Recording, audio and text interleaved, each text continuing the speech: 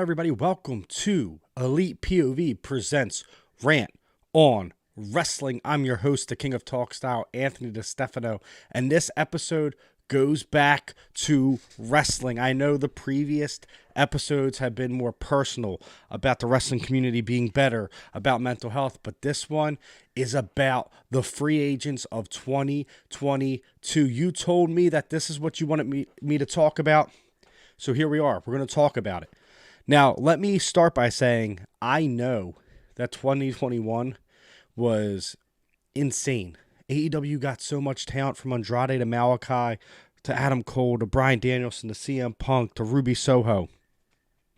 And I understand that the roster is starting to fill out and it's starting to get crowded. But there's a couple can't miss names on this list. I'm going to go down the list. You got Keith Lee. You got Shane Strickland, Tony Storm, Ember Moon, Teagan Knox, John Morrison, Taya Valkyrie, Jonathan Gresham, Bandito, Dragon Lee, Mia Yam, Trisha Doro, Bray Wyatt, Braun Strowman, Buddy Matthews, Biff Busick, Brody King, who I think's already signed, so that's not why I'm not gonna talk about him. Briscoes, Roxy, Willing Nightingale, Martina, Dalton Castle, Dan Housing, Shane Taylor, Josh Woods, Jeff Hardy, Killer Cross, Scarlett Bordeaux, and Grand Metalik. That's just to name a few of the talent that are free agents. This might be the best free agent class. And let me start by saying that I know it would be huge for AEW to get these people and get a certain amount of these people, but it's also huge for indie wrestling. It's also huge for other promotions that can book this talent. Impact. This is a very, very talented list, but I'm only going to pick 5. And I'm going to start with my boy, right? If you listen to Elite POV, you know I love Wyndham. Wyndham, Bray Wyatt, whatever you want to call him. That is a can't miss talent. That is someone with that creative mind and that creative freedom. He could change how we look at professional wrestling. I mean, look how good Malachi Black has been with the creepy and the dark kind of gimmick. Bray Wyatt could take it to a different level. I just think Wyndham just works so well with this company with creative freedom. Tony Khan has said that he doesn't want to sign everyone, but there's a couple people out there that are so talented you have to sign them. And when a guy like Wyndham comes available in free agency, you sign him. You sign him for his creative. His in-ring works okay, right? But he's a spectacle. People want to see him. And I've heard people say, oh, he works better in Impact. Impact doesn't have the budget to bring in a guy like Wyndham. And if they do, I'd be shocked.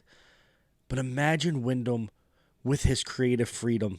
We all know how great he is. We all know he's one of the best promos ever. Give me that. That's all I want. Wyndham, right? That's all I want. The second person I bring in is Keith Lee. Keith Lee is a generational talent to me.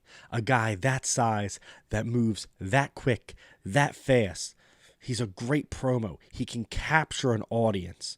Man, Keith Lee, I was shocked. I was shocked when they released this guy because this guy has money written all over him. This is a guy that you can put in your main event scene right away. This is the powerhouse that we need. I know AEW is getting more and more powerhouses, but I know there's a lot of powerhouses on this list. You know, Strowman being one of them. I'm going 100% with Keith Lee. Keith Lee can keep up with your stars, your smaller stars, and still look like a menacing presence, like a menacing monster. And that's ridiculous that this dude can moonsault at his size and move that quick. I think Keith Lee is the perfect fit for this roster.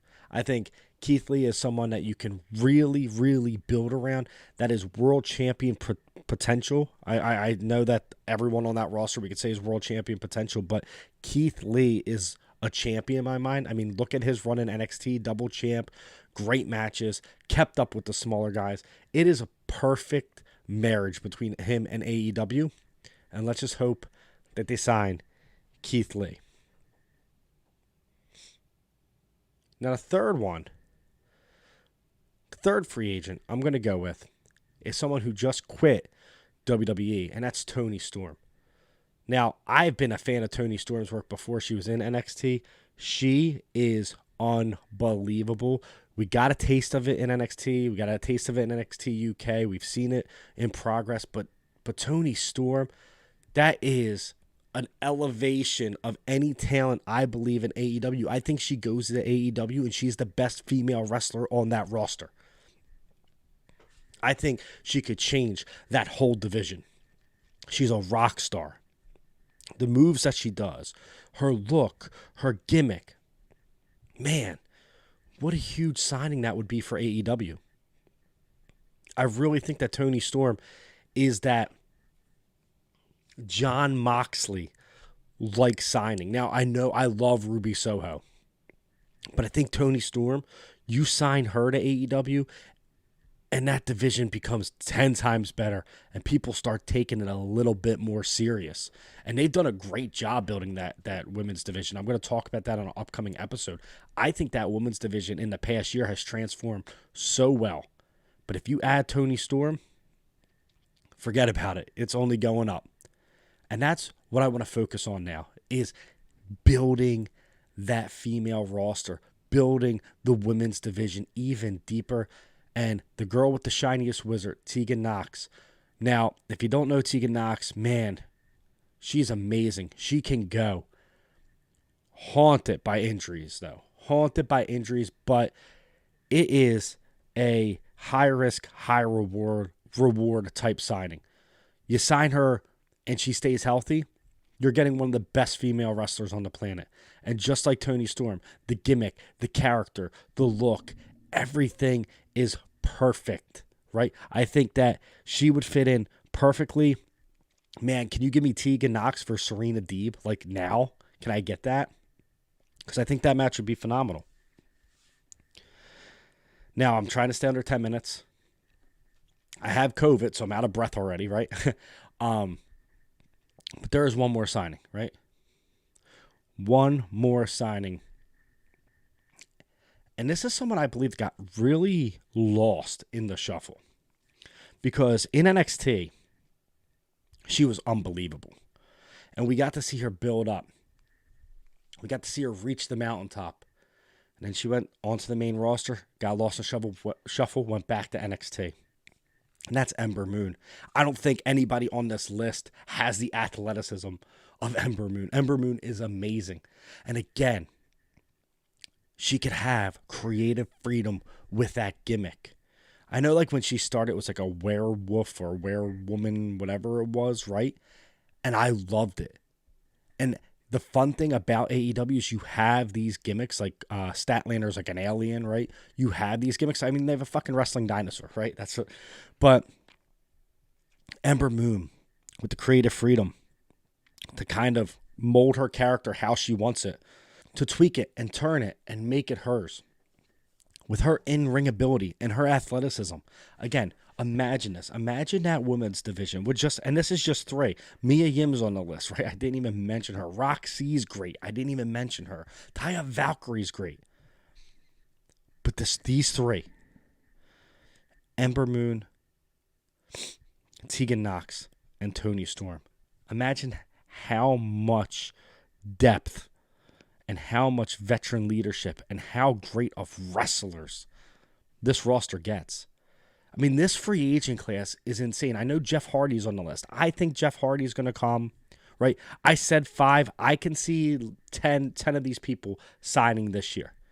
And I think it's going to be very female heavy, as it should, as they continue to try to build that roster. Because, in my opinion, for a while, Impact has had the best female wrestling in the world, the best women's wrestling in the world. And WWE still has Charlotte, Sasha, Bayley, and Becky. And now they have Bianca. And now they have Rhea. So they have a great women's division. By building more depth, by having more stars, we see more women's wrestling on AEW television, which is one thing I really want. So yeah, I did sign 2 men, right? I signed Keith Lee and I signed Bray Wyatt, Wyndham, whatever you want to call him, but that's generational talent. That's talent that you just don't find on the streets. That's special, right? realistically, they could sign 5 or 6 of these female wrestlers to build out their roster, especially with 2 shows. And wow, I think they would have the best female women's wrestling roster in the world.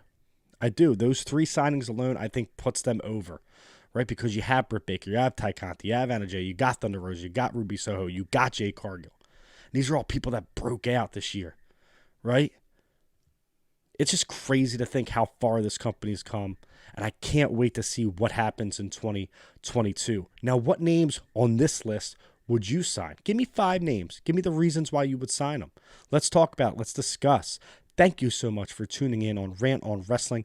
I'll see you in 2 weeks, and catch Elite POV every Thursday, twitch.tv/Elite POV, 7 p.m. Eastern Time. Make sure if you're on this YouTube page, hit that subscribe button, like it, share it. Let's get these views up. I really appreciate you guys. Have a great week. Thank you.